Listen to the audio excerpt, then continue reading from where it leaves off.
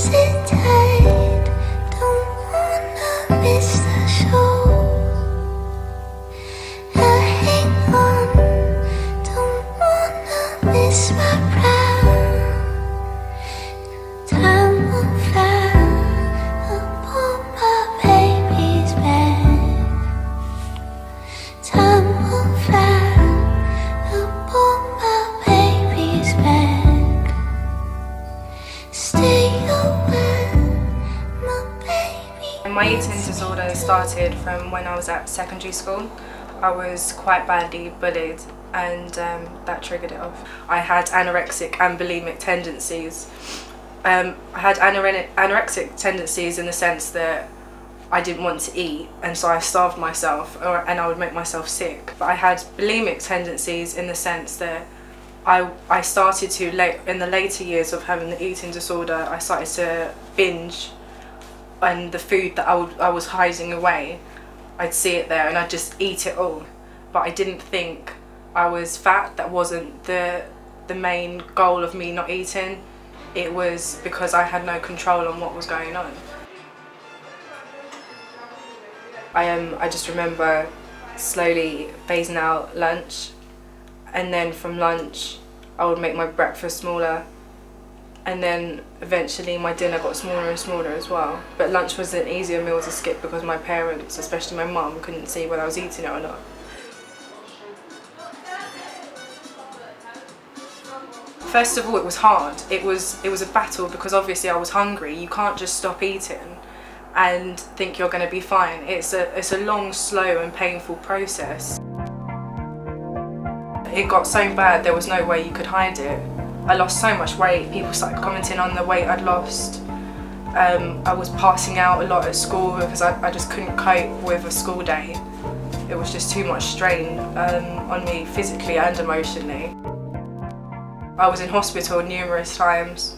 One time I was in hospital and the nurse actually said to me, "You are killing yourself, and if you continue, you won't have very long left." And I looked her straight in the eye and I said, "I don't care."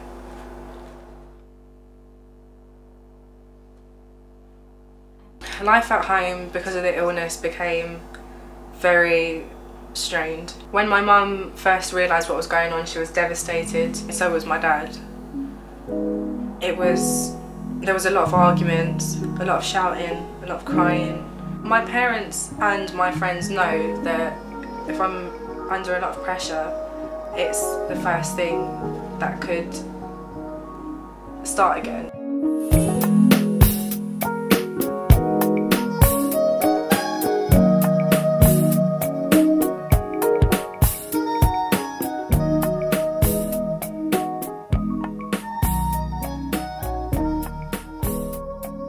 I was very erratic.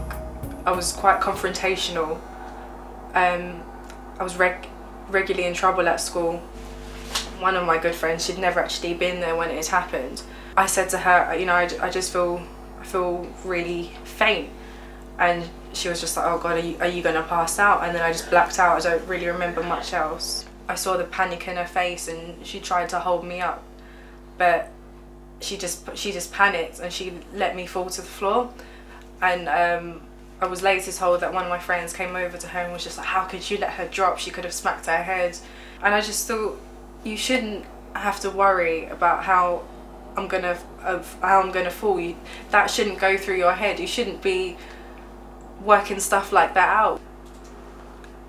I remember my dad, he was there one time when I felt like I was going to faint, and I remember him shouting at me, "Yasmin, you were doing this to yourself. You can stop it, fight it, don't let yourself pass out." And I didn't pass out because he was there. I got to the stage where things were changing for me. I was leaving sixth form, I was going to uni, and I wanted to be a stronger and happier person. H&M is it's quite a demanding job. You may just be a sales assistant, but it's very physically demanding. You're constantly on the go. A lot is expected of you, and I can't meet those demands if I'm physically not able to push myself. I definitely think I would have died from it. if I didn't stop it when I did, to be honest. When I was about 14, I went to see a counsellor, and I wasn't very receptive to the idea of counselling. But then eventually, when the eating disorder was quite bad, I went back to the same counselling place and saw another counsellor, and also had an eating disorder specialist. It was very difficult at first trying to overcome it, because I just didn't want to eat. I wanted to get better, but I was so used to having such a small amount of food to eat. But the counsellors found ways to help me overcome that. I found salads, easy to eat, things with a lot of dressing, things that weren't that dry, so it was easier to swallow. I'd like to say I am over it now. I deal with problems and stress a lot differently to how I did when I was younger. I speak to people around me. I don't pretend that I'm fine. I'll openly say if I'm upset or worried or anxious about something. And I like the way I feel within myself. I finally have accepted the weight that I put on, because that was something that I did struggle with, but it's not something that will go away, so will ever truly go away.